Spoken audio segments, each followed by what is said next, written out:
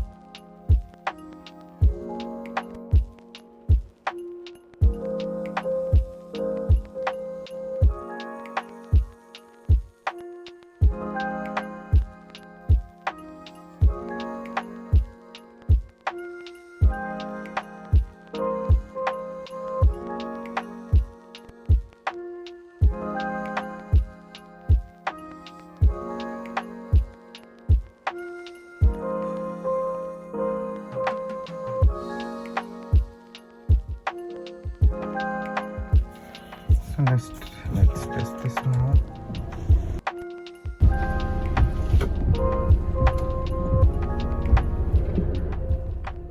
So it seems to be working fine. The windshield is clean, nothing left, no residue, no water. Just 320 rupees and 5 minutes of effort to remove the old wipers and install new ones.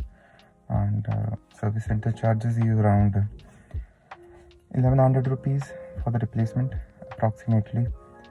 So I was set up replacement. This is cost, repair and maintenance cost calculator. So replacement of the front two wipers was 700 for both the wipers, the cost, and also 165 rupees each for the labor, and also it mentioned about additional GST applicable on the entire process.